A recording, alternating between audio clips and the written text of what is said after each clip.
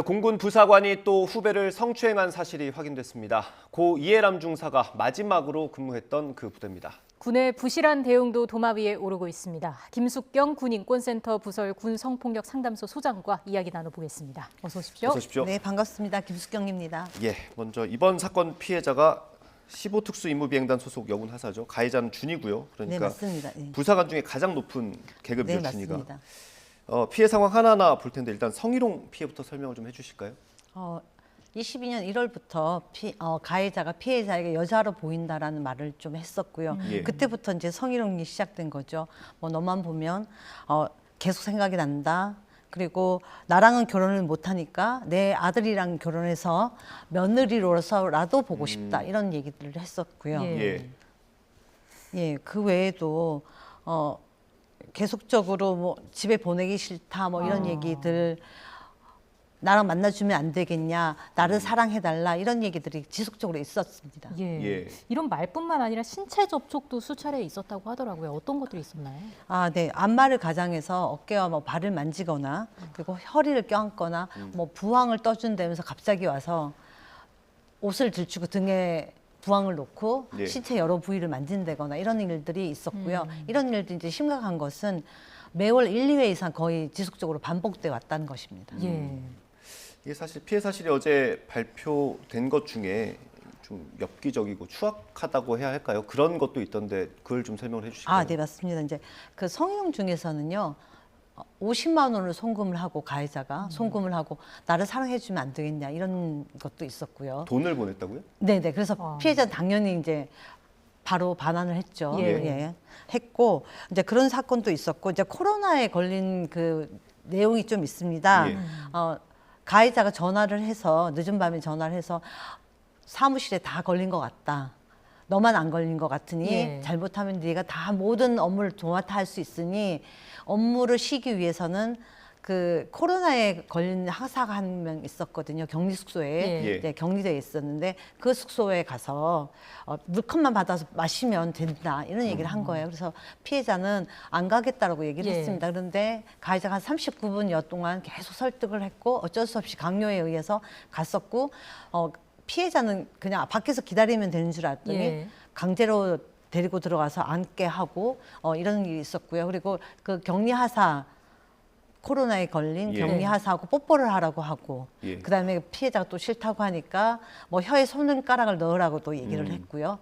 그리고 마스크를 격리하사가 쓰던 마스크를 쓰라고 하든지 예. 뭐 그런 얘기도 있었고요. 그리고 그 가해자 손등에 침을 뱉게 하고 예. 격리하사에 침을 뱉게 하고 피해자에게 침을 핥으라는 얘기까지 했습니다. 그래서 이 모든 것들을 피해자가 거부하니까 어쩔 수 없이 나오게 됐고 나오면서 격리하사가 마시던 음료수 한 병을 챙겨 나왔어요. 예. 가해자가 챙겨 나와서 마시라고 얘기를 했고요. 그래서 피해자는 이제 그때가 벌써 월요일 새벽 1시 정도 됐다고 예. 합니다. 그러니까 이걸 마시지 않으면 집에 못 갈 수 있을 것 같다는 두려움 때문에 한 방울 정도 마셨는데 이걸 또 마셨는지를 확인하기 위해서 가해자는 남은 음료를 자신의 입에 넣고 탈탈 털었다고 얘기를 하더라고요. 이런 사건들이 있었습니다. 정말 말도 안 되는 일들이 수개월 동안 이어진 거고요. 참다 못해서 이제 피해자가 이걸 사실을 알렸더니 가해자도 협박을 하기도 했다고요.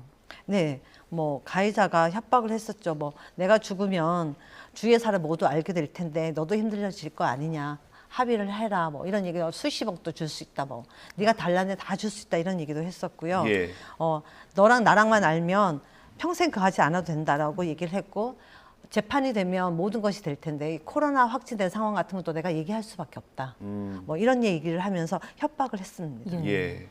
이게 성추행 피해가 회식 자리에서도 있었고 네네. 또 다른 피해 사실이 다른 원사에게도 흘러 들어갔다고 들었습니다. 네. 조금 더 피해를 빨리 막거나 좀 이런 수사가 조금 더 빨리 진행될 수도 있었을 것 같은데 그렇지 못한 이유가 있습니까? 피해자는 그 가장 낮은 계급의 여군 부사관이거든요. 뭐 이해람 중사가 또 피해자의 경우에는 이해람 중사가 2차 피해를 당하는 모습을 네. 직접 목격도 했었고 이제 또 가해자가 반장이다 보니까 이거 사실을 신고하거나 알리기가 너무 힘들었던 거죠. 왜냐하면 가해자와 피해자를 보면 계급이나 연령이나 성별에서 모든 것이 피해자가 약자거든요. 예. 이런 상황에서 군에서 보호를 해준다는 보장도 없는 상황에서 많이 망설였고 그것을 가장 친한 중사에게 뭐 호소하는 걸로 내가 이런 예. 피해를 당했어. 내가 너무 힘들어. 이런 식으로 호소를 한 것으로 알고 예. 있습니다. 그 주변에 이런 네. 그 가해자의 행위에 대해서 경고를 하거나 제지할 사람은 없었습니까? 아유, 없었죠. 오히려 이제 그 친한 중사에게 얘기를 하면서 호소를 했었는데 피해자와 같은 반의 원사가 술자리에서 피해자를 험담을 한 거죠. 예. 뭐 반장을 등에 업고 너무 기세등등하다, 버릇이 없다 이런 얘기를 듣고 친한 중사가 아닙니다. 사실은 피해자가 성폭력 피해를 입었습니다라고 얘기를 했어요. 그러면 이 원사가 신고를 하든지 어떻게 할 것인지 그걸 해야 되는데 바로 그 가해자에게 달려와서 보고를 했습니다.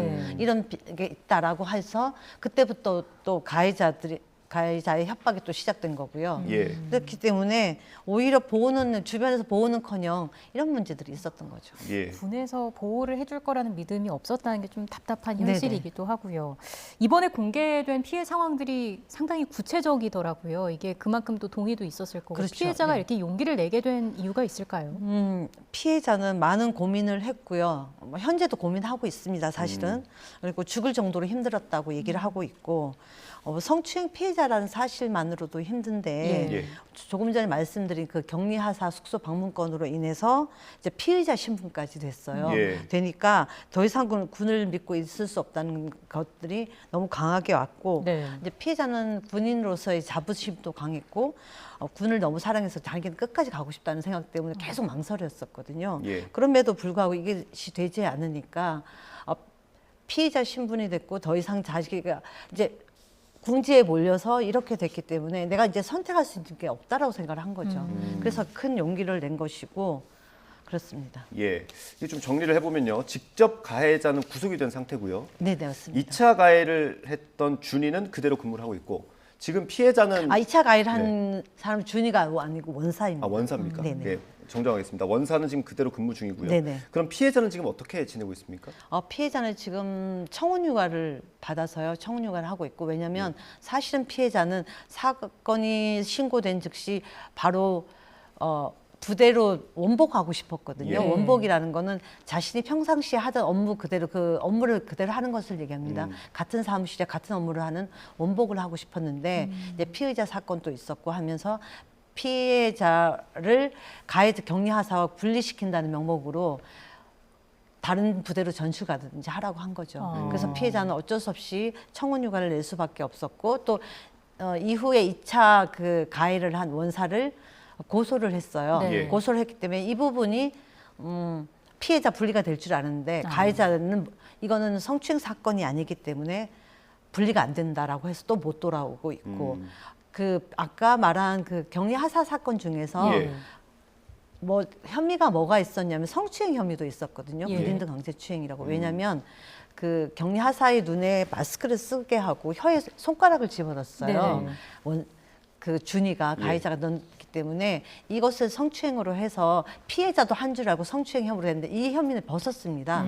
벗었기 때문에 사실은 피해자가 원복을 원해 이 피해를 성추행 혐의를 벗은 건 기 때문에 바로 원복을 시켜줘야 되는데 또 격리하사가 불편해할 수 있으니 안 된다라고 얘기를 했습니다. 그래서 결국 군이 내친 거죠. 쉽게 말하면. 참 피해자가 제대로 된 보호를 받을 필요가 있고요. 네네. 최근 공군에 또 다른 사건이 있었습니다. 네, 괴롭힘을 맞습니다. 당한 것으로 보이는 여군 부사관이 극단적인 선택을 하는 일이 있었는데 일단 경찰이 수사를 하고 있는데 어떤 부분이 제대로 밝혀져야 한다고 보시는지요? 지금 저희가 뭐 수사 내용을 다 확인을 할 수 없어서 말씀을 드리지 못할 제한이 있습니다만 예. 이제 관사 배정에서 이제 문제가 좀 있었지 않습니까? 네. 예. 그래서 뭐 왜 안내가 안 됐는지 그리고 관사 선정이 어느 선까지 보고가 됐는지 그리고 관사를 배정하는데 체계에서 어떤 문제가 없는지 이런 것들도 확인을 해야 되고요. 그리고 괴롭힘이 있었다는 그런 유서 내용이 있는데 예. 그 강하사가 과연 어떤 괴롭힘을 당했는지 그리고 누가 그랬는지 예. 내지는 어느 정도 지속됐고 누가 가담을 했는지 그리고 군에서는 이런 것들을 식별할 수 있었는지 식별할 수 있었음에도 불구하고 어떤 조치를 취하지 못했는지 예. 이런 것들이 전방위적으로 조사가 돼야 된다고 생각합니다. 예. 고 이해람 중사 사건이 뭐 채 잊혀지기도 전에 비슷한 사건들이 맞습니다. 나오고 예, 있죠. 저희가 지금 살펴본 사건 두 개 모두 공군에서 나왔죠. 성추행 네. 사건은 고 이해람 중사가 마지막으로 근무했던 곳이고요. 네, 맞습니다. 이게 사실 외부 기관의 실태 조사나 이런 게 좀 필요하지 않습니까? 이 정도 되면? 외부 기관의 실태 조사 사실 하고 있고요.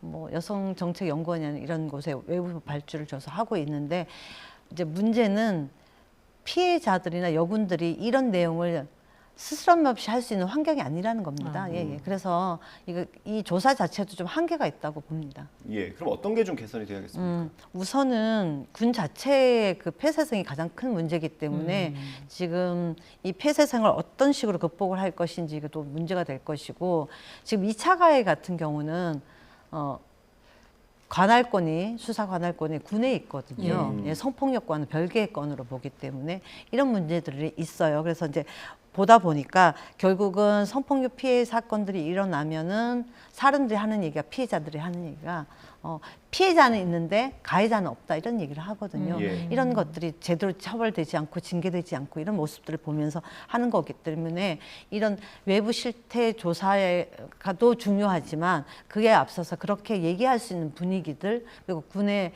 평등하고 그리고 뭐 서로 존중하는 분위기 그리고 개방적인 민주적인 그런 투명한 것들이 선행되지 않으면 힘들다고 봅니다. 예. 예. 네. 피해자를 위한 환경이 마련될 필요가 있고요. 일단 근절되기 위해서 확실한 대책이 또 필요해 보입니다. 자, 지금까지 김숙경 군인권센터 부설 군성폭력 상담소 소장과 이야기 나눴습니다. 오늘 말씀 잘 들었습니다. 고맙습니다. 네, 감사합니다.